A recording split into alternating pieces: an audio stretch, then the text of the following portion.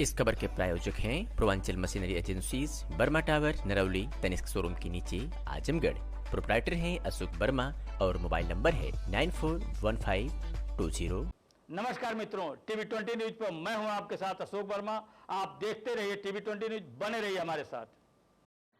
Bharatiya Janata party द्वारा चलाए जा रहे संविधान गौरव अभियान के अंतर्गत लालगंज जिला के पलहना ब्लॉक परिसर में संविधान गौरव अभियान कार्यक्रम का बृहद आयोजन हुआ। अनुसूचित समाज के प्रबुद्ध जनों ने जिला संगोष्ठी आयोजित किया गया।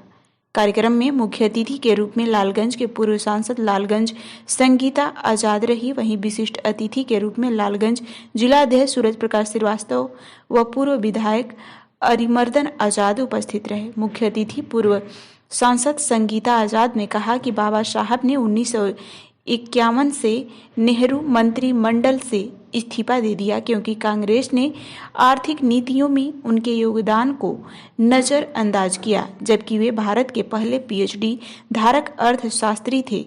दलित मुद्दों को दरकिनार कर कांग्रेस ने मुसलमानों को खुश करने पर ध्यान केंद्रित किया।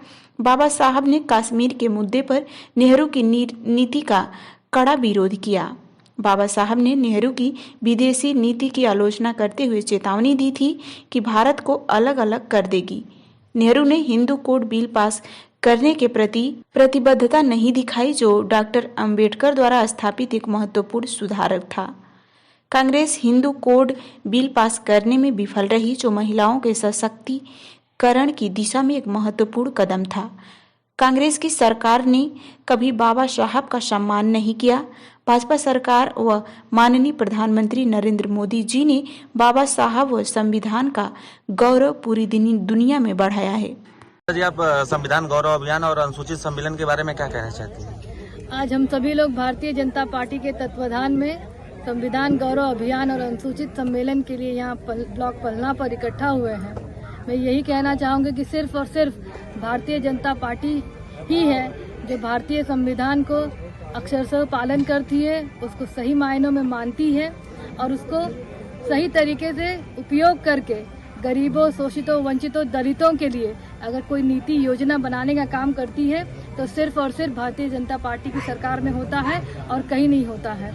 जैसे कि आप देख रहे हैं कि हमारी राष्ट्रपति आदरणीय एक आदिवासी महिला द्रौपदी मुर्मू जी को राष्ट्रपति बनाने का काम करके आदिवासी समाज को किसी ने सम्मान देने का काम किया है तो भारतीय जनता पार्टी की सरकार ने किया है।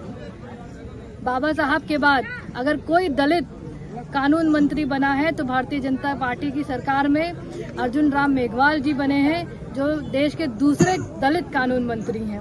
और कई तरीके की योजनाएं, चाहे अन्न योजना हो, चाहे आयुष्मान की योजना हो, चाहे सैकड़ों योजनाएं जो भारत सरकार से बन के आती हैं, वो सिर्फ और सिर्फ दलित, शोषित, वंचितों के सम्मान के लिए आती हैं। क्योंकि एक गरीब का बेटा, एक पिछड़े का बेटा अगर प्रधानमंत्री बना है तो वो उस दुख और तकलीफ से गुजर के यहाँ तक पहुँचा है, तभी हम लोग उस तकलीफ को समझता है। इसीलिए वो ऐसी योजनाएं बनाता है कि सभी गरीब उस योजना का लाभ उठाएं और उनकी जीवन शैली में सुख आए। बहुत बहुत धन्यवाद।